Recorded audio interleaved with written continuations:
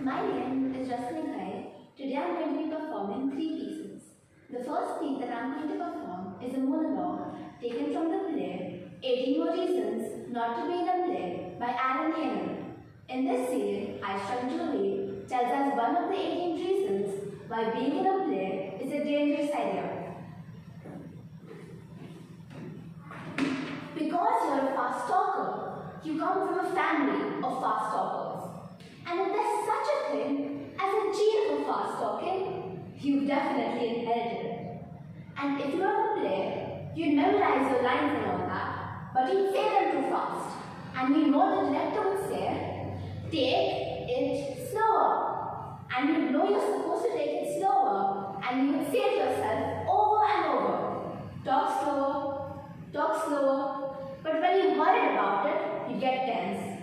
And when you get tense, you talk even faster. So the director would start to get mad, and he'd say, you have to talk slower.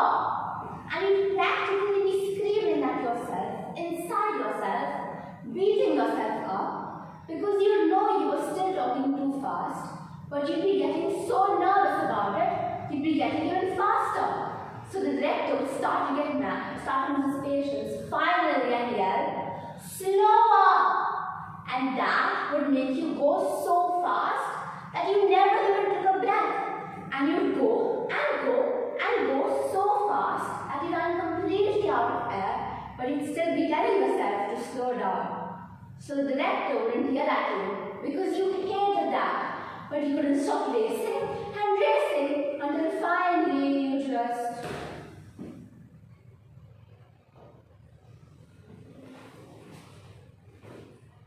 The next piece that I am going to perform is a prose passage taken from Jasmeh by Crompton.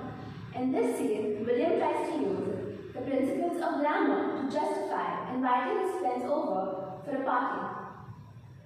William spent most of the English grammar class in school next morning considering it. There was a great deal to be said for a party in the absence of one's parents and grown-up brother and sister.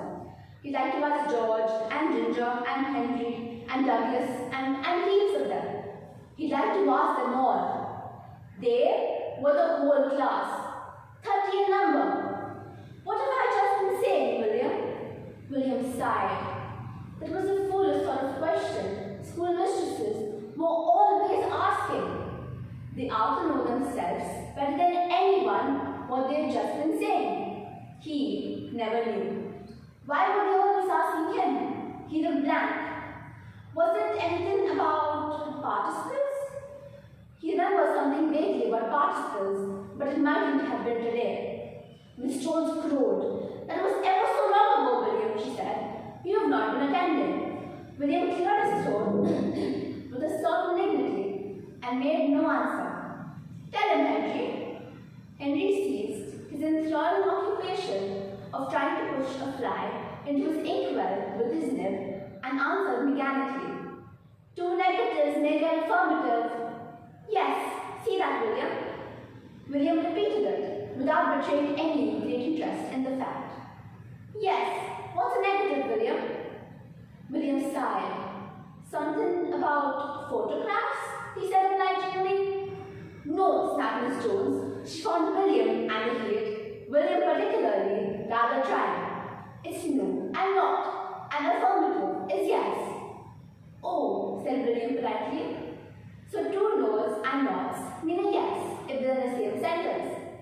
If you said there's not no money in the box, you mean there is. Oh, said William again. Then he seemed suddenly to become intelligent.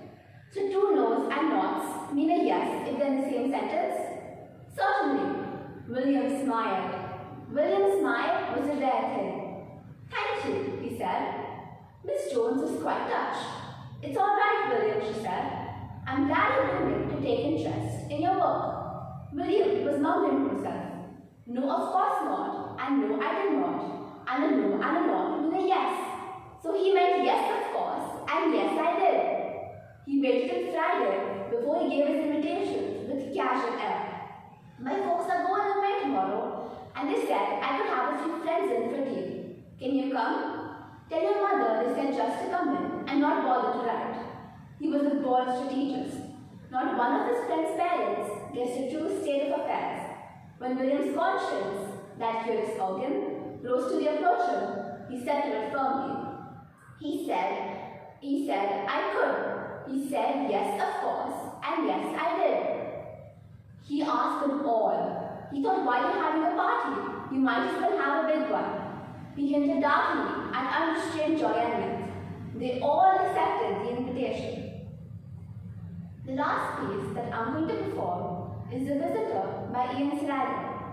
In this scene, the visitor follows the husband home to take back what rightfully belongs to it. A crumbling churchyard, the sea unknown.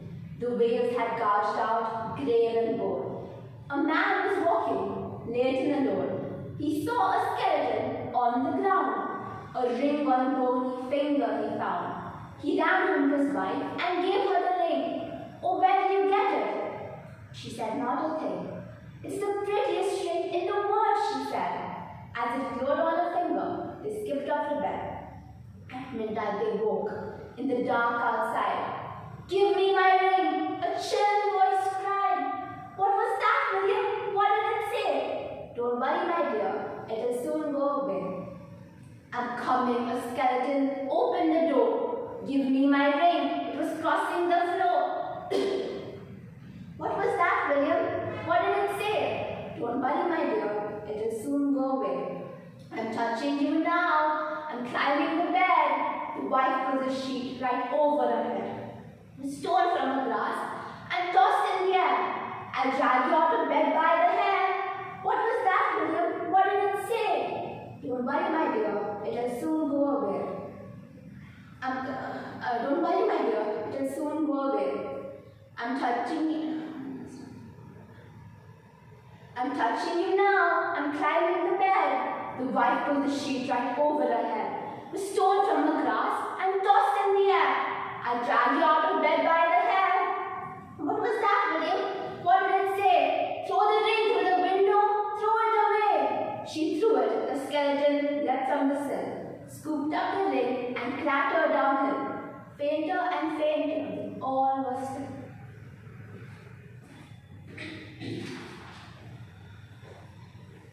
I will now move on to my sight reading task. My own true ghost story by Rudyard Kipling. There are in this land ghosts who take the form of fat cold corpses and hide in trees near the roadside till a traveler passes. Then they drop upon his neck and remain. There are also terrible ghosts of women who have died in childbirth. These wander along the pathways at dusk or hide in the crops near a village and call seductively.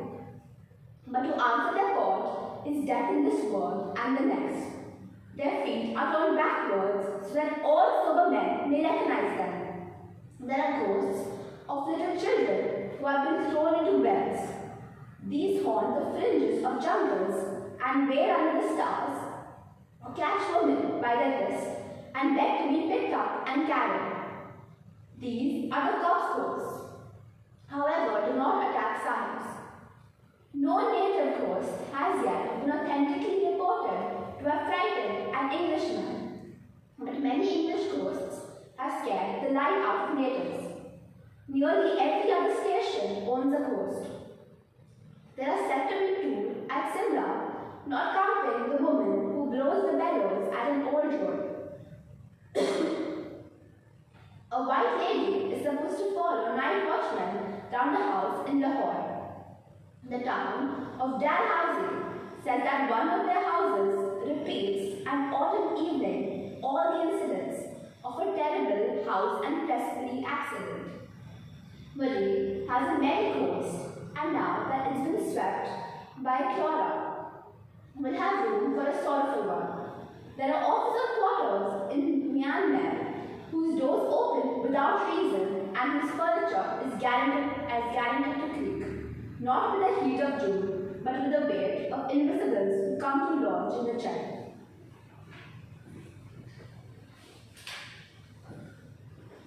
I will now move on to my sight reading task. Question number 2.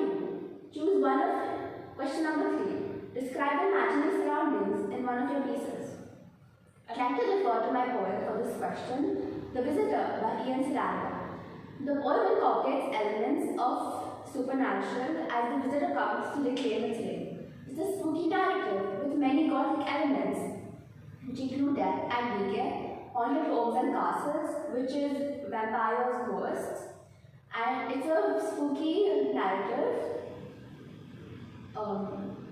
In this poem, it's a haunted churchyard by the sea. The waves have eaten into the gravestones, and there are skulls and skeletons lying exposed. It's a very stormy night, and the howling wind makes it very eerie. Question number 5. What did you consider? Question number 4. Talk about the skills you worked on preparing for today helped your performance. In the play, 18 More Reasons Not to Be in a Player, the physical skills used are body, space, body language, eye contact, and facial expressions. In the prose passage, Just William, I use facial expressions by narrating William's brilliant tendency to make the best out of a situation. And in the poem, I use facial expressions to perform the different characters in the poem. The vocal skills used are tone, pitch, pace, articulation, and voice modulation and accent, especially in Just William because of the local language. All these skills together help me in my performance today. Question number 6. How were performances different from each other? How did you show that to an imagined audience? All my 3 performances had different characters. For example, in 18 More Reasons Not to Be in a Play, Julie's character is that of being nervous and scared, and she lacks confidence and speaks her lines too fast, which makes it impossible for the director to train her for the part she is to play. At the end of the monologue, she fails, which shows a total lack of energy. The character of William contrasts with Julie. He is mischievous and full of energy. He has a very intelligent mind, which he uses for everything except his studies. And last but not the least, the poem, there are 3 different characters. The husband, who shows a lot of confidence until the supernatural being shows up. The wife, who is scared from the start. And the supernatural being who will do anything to take back its ring. I tried showing this to my imagined audience by changing my voice and tone. Thank you.